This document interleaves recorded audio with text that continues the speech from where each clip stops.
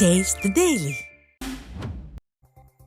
திண்டுக்கல் மாவட்டம் வேடச்சந்தூரில் திமுக சார்பில் நடைபெற்ற ஆர்ப்பாட்டத்திற்கு 100 நாள் வேலை பணியாளர்களை திமுகவினர் அழைத்து சென்றதாக கூறி ஊராட்சி ஒன்றிய அலுவலகத்தை முற்றுகையிட்டு அதிமுகவினர் போராட்டத்தில் ஈடுபட்டனர். 100 நாள் திட்டத்தில் மத்திய அரசிற்கு எதிராக பொய் குற்றச்சாட்டை வைத்து வேடச்சந்தூரில் திமுக சார்பில் ஆர்ப்பாட்டம் நடைபெற்றது. இந்த போராட்டத்திற்கு 100 நாள் வேலை பணியாளர்களை மிரட்டி அழைத்து சென்றதாக குற்றம் சாட்டி அதிமுகவினர் ஊராட்சி ஒன்றிய அலுவலகத்தை முற்றுகையிட்டு தர்ணா போராட்டத்தில் ஈடுபட்டனர். மேலும் 100 நாள் வேலை பணியாளர்களை போராட்டத்திற்கு செல்ல அனுமதித்த பணித்தள பொறுப்பாளர் மீது நடவடிக்கை எடுக்க வேண்டும் எனவும் அதிமுகவினர் வலியுறுத்தியுள்ளனர். அதாவது 100 நாள் வேலை இனிமேல இல்லை என்பதற்காக ஒரு சில இடத்தில் ஆர்ப்பாட்டம் பண்றார்கள். அதற்கு திராவிட கழகத்தை சேர்ந்தவர்களை கூட்டிக் கொண்டு போய் திமுக காரர்களில் வைத்து ஆர்ப்பாட்டம் செய்தால் பிரச்சனை இல்லை.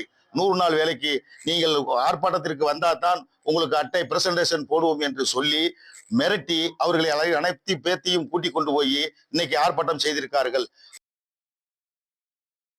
ஊழல் செய்யும் வேளாண் துறையினர் மீது நடவடிக்கை எடுக்க திருவாரூர் விவசாயிகள் அறிவுறுத்தியுள்ளனர். திருவாரூர் மாவட்ட ஆட்சியர் அலுவலகத்தில் நடைபெற்ற விவசாயிகள் குறைதீர் கூட்டத்தில் பேசிய விவசாயிகள் டித்வா புயலால் ஏற்பட்ட பயிர் பாதிப்பிற்கு உரிய கணக்கெடுப்பு நடைபெறாததை சுட்டிக்காட்டி உடனடியாக உரிய இழப்பீடு வழங்க வலியுறுத்தி கோஷம் எழுப்பினர். மேலும் திருவாரூர் மாவட்ட வேளாண்மை உதவி இயக்குனர் அரசு பொருட்களை விற்பனை செய்து சுமார் 3 லட்சம் ரூபாய் இழப்பு ஏற்படுத்தியதற்கும் ஊழல் செய்பவர்கள் மீது உரிய நடவடிக்கை எடுக்கவும் வலியுறுத்தினர்.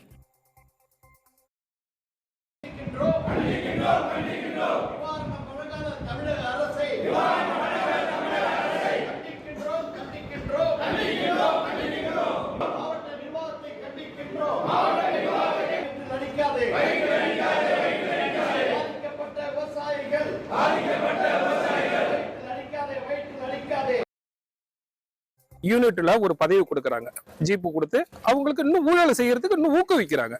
அந்த யூனிட்ல திராசு அங்க உள்ள இடப்பொருட்கள் எல்லாத்தையுமே ஒரு 3 லட்சம் ரூபாய்க்கு வித்துட்டாங்க. இதை கேட்டா எந்த நடவடிக்கை இது எடுக்கவில்லை. என்ன காரணம் கேட்டா யாருங்க அனுமதி கொடுத்தது அப்படின்னு கேட்டா இது எந்த நடவடிக்கையும் எடுக்கவில்லை. அவங்க கட்டி இருக்கிற அரசு கஜனாவில் வெறும் 1500 ரூபாய் தான் கட்டி இருக்காங்க.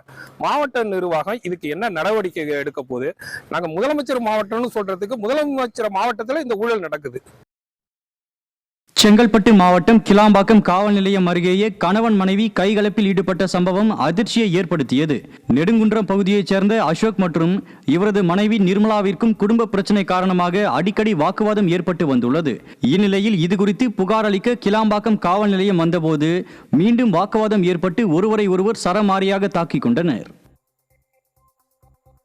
தூத்துக்குடி மாவட்டம் எப்போதும் வென்றான் பகுதியில் சமையல்காரர் ஒருவர் மதுபோதையில் ஓட்டிச் சென்ற பேருந்து விபத்தில் சிக்கியது.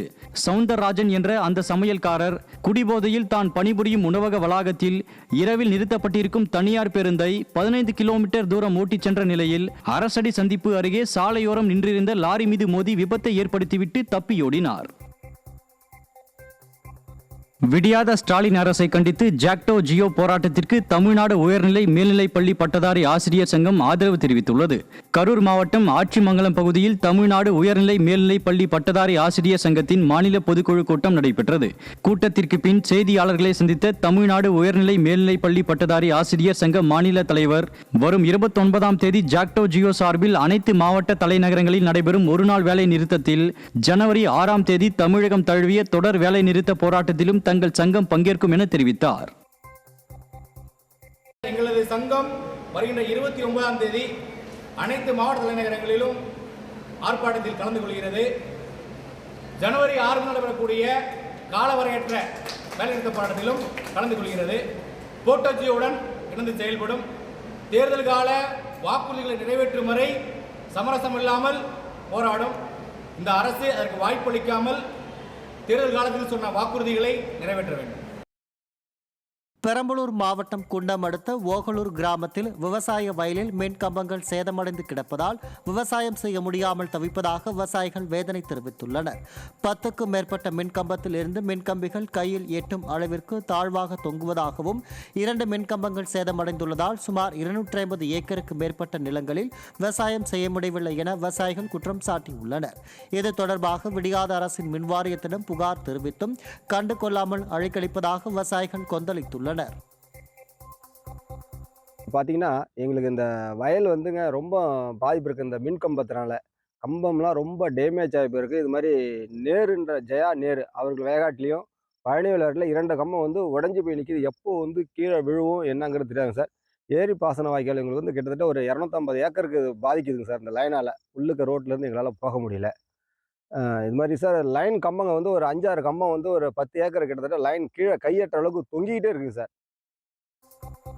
தஞ்சாவூர் மாவட்டம் ஐயம்பேட்டை அருகே விடியாத திமுக அரசின் தகரடப்பா பேருந்தும் லாரியும் நேருக்கு நேர் மோதிய விபத்தில் 10 பேர் படுகாயமடைந்தனர். திருச்சியில் இருந்து காரைக்கால் நோக்கி புறப்பட்ட அரசு பேருந்து தண்டாங்கோரை பகுதியில் சென்று கொண்டிருந்தது. அப்போது எதிரே வந்த லாரியும் அரசு பேருந்தும் நேருக்கு நேர் மோதி விபத்துக்குள்ளானது. இந்த விபத்தில் 10 பேர் காயமடைந்த நிலையில் சிகிச்சைக்காக மருத்துவமனையில் அனுமதிக்கப்பட்டனர். விடியாத திமுக ஆட்சியில் அரசு பேருந்துகள் முறையாக பராமரிக்கப்படாததால் அடிக்கடி விபத்தில் சிக்குவதாக பொதுமக்கள் குற்றம் சாட்டியுள்ளனர். கூலி உயர்வு கோரி போராட்டம் அறிவித்துள்ள கறிக்கோழி உற்பத்தியாளர்கள் திமுக அரசு முத்தரப்பு பேச்சுவார்த்தை நடத்தி பிரச்சினைக்கு தீர்வு காண வலியுறுத்தியுள்ளனர். திருப்பூர் மாவட்டம் பல்லடம், காங்கேயம் உள்ளிட்ட பகுதிகளில் உள்ள கறிக்கோழி வளர்ப்பு பண்ணைகளில் தீவனம் உள்ளிட்ட செலவுகள் உயர்ந்துள்ள நிலையில் வளர்ப்பு கூலி உயர்த்தப்படவில்லை என குற்றச்சாட்டு எழுந்துள்ளது. எனவே பிராய்லர் கோழிக்கு கிலோ ஒன்றுக்கு 20 ரூபாய், நாட்டுக்கோழி வளர்ப்புக்கு 25 ரூபாய் என உயர்த்தி வழங்க வேண்டும் என வரும் 1ஆம் தேதி முதல் கறிக்கோழி உற்பத்தியாளர்கள் உற்பத்தி நிறுத்த போராட்டம் அறிவித்துள்ளனர். இதனால் கோழி இறைச்சி விலை உயரும் அபாயம் எழுந்துள்ளது. தமிழ்நாடு அரசானது விரைந்து முத்தரப்பு பேச்சுவார்த்தை நடத்தி கறிக்கோழி பண்ணை விவசாயிகளுக்கு கிலோ ஒன்றுக்கு கறிக்கோழிகளுக்கு ரூபாய் 20 ரூபாயும், நாட்டுக்கோழி பண்ணைக்கு ரூபாய் 25, காடை கோழிக்கு ஒன்றுக்கு ரூபாய் 7 ரூபாயும் வழங்க வேண்டும். வழங்கவில்லை என்றால் திட்டமிட்டபடி ஜனவரி 1ஆம் தேதியிலிருந்து கோழி உற்பத்தி நிறுத்த போராட்டத்தை அறிவித்திருக்கிறோம். அவசியம் நடக்கும். அப்படி நடக்கும்போது நாடு முழுவதும் கறிகளுக்கு தட்டுப்பாடுகள் ஏற்படும், விலை உயர்வு ஏற்றம் ஏற்படும்.